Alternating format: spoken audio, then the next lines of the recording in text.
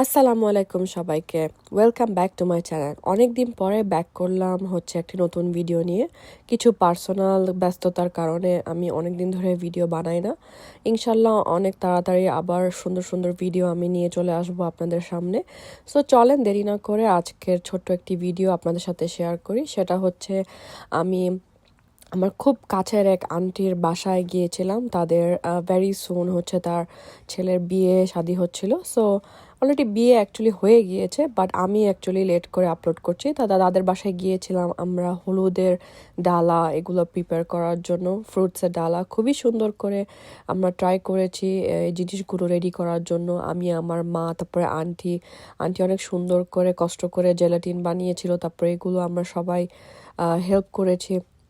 মানে অনেক কাজ আমরা একসাথে করেছি ওই দিন। তারপর আন্টি আমাদেরকে ডিনারও করিয়েছিল। এর পরের দিন আমরা চলে গেলাম হলুদে। সো এখানে মেহেদি পার্টি হয় ম্যাক্সিমাম। সো আমাদের সবার এখানে থিম ছিল হলুদ, আর মেইনলি বাকি সবাই লাল শাড়ি পরে এসেছে। সো এটা আমার আউটফিট ওই দিনকার জন্য। কেমন লেগেছে অবশ্যই আমাকে জানাবেন।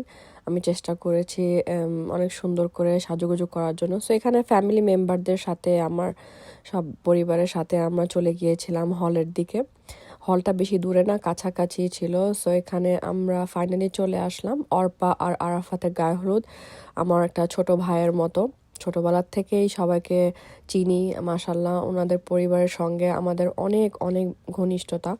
হলটার লোকেশন এত সুন্দর ছিল, একদম গ্রেনিচের টানেলের কাছেই ছিল। সো অনেক ভালো লেগেছে। তো এসে এখানে এই তো আমাদের ছোট ভাই চলে আসলো, আর আমার বাকি সব ফ্যামিলি মেম্বাররাও চলে এসেছিলো এখানে। সবাই খাওয়া দাওয়া আমরা শুরু করে দিয়েছিলাম, নাস্তার পর্ব।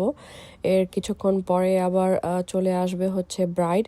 সো এই তো আমার চাচি, তারপরে আরও অনেক অনেক মানুষরাই, যে আমার ফ্যামিলির প্রত্যেকটা মানুষ এখানে খাওয়া দাওয়া করছিল।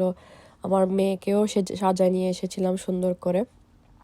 আর কি বলবো, মানে এসে অনেক ভালো লাগছে, কারণ আমাদের এখানে মানে সামার টাইম হইলেই মনে হয় যে বিয়ে শাদির একটা উৎসব শুরু হয়ে যায়। খুবই ভালো লাগে। বাংলাদেশে আমরা না থেকেও এখানে এত সুন্দর করে আমরা মানে হলুদ বা এরকম প্রোগ্রামগুলো আমরা অ্যাটেন্ড করতে পারি। সো এই তো ফাইনালি ব্রাইড চলে আসছে ওর ফ্রেন্ডদেরকে নিয়ে। এখানে অনেক সুন্দর করে ওকে বরণ করে নিয়ে আসতেছে। মাশাল্লাহ ব্রাইডকে অনেক সুন্দর লাগছে, একদম দেশি ব্রাইডের মতো দেখা যাচ্ছে। এই কাতান শাড়ি পরেছে, খুবই সুন্দর লাগছিল মাশাল্লাহ। প্রাইভেসির কারণে আমি এখানে ব্রাইডের ফেস আমি রিভিল করছি না, এটা আমাকে রিকোয়েস্ট করা হয়েছে। বাট যারা ওখানে উপস্থিত ছিল তারা জানেন যে ব্রাইডকে খুবই সুন্দর লেগেছে মাশাল্লাহ। সবাই দোয়া করবেন আমার এই ছোট ভাইয়ের জন্য, যেন ওদের জীবনটি খুব সুন্দরভাবে একসঙ্গে কাটায়। কাপল আসার পরে এখানে ওদের ফটোশ্যুট শুরু হয়ে গেল। এর মাঝে আন্টি সব কেক, তারপরে যত ডেকোরেশন ছিল এগুলো আন্টি নিয়ে আসছিল, যেহেতু একটু পরে শুরু হয়ে যাবে আমাদের প্রোগ্রাম। সামার টাইমে যেহেতু আমাদের বিদেশে 1 ঘন্টা বাড়তি থাকে, সো আমাদের দিনটা বড় থাকে।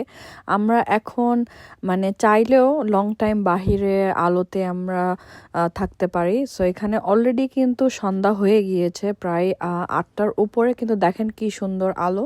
সো এই চান্সে আমরা সবাই বাহিরে গিয়ে এই সুন্দর পরিবেশটা, তারপরে ভিউটি সবাই উপভোগ করতেছিলাম, সবাই আমার ছবি তুলতেছিলাম। এরপরে সন্ধ্যা হওয়ার পরে তো আমরা সবাই যার যার মতো ব্যস্ত হয়ে গেলাম। বিভিন্ন ধরনের ড্যান্স প্রোগ্রাম ছিল, তারপরে ফ্যামিলির সাথে এই তো কথাবার্তা। আরও যারা পরিচিত সবাই এসেছে, সবার সাথেই আমরা দেখাশোনা করছিলাম। এইসব গ্যাদারিং যে আমরা করি, এই গেট টুগেদারগুলা, এগুলো মানে সবাইকে কাছে নিয়ে আসে, খুব ভালো লাগে জিনিসটা।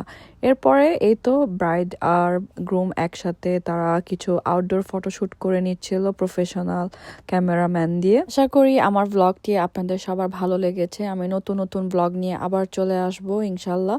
সবাই দোয়া করবেন এই নতুন কাপলদের জন্য আর আমাদের ফ্যামিলির জন্য। ইনশাল্লাহ আবার দেখা হবে সুন্দর সুন্দর ভিডিও নিয়ে।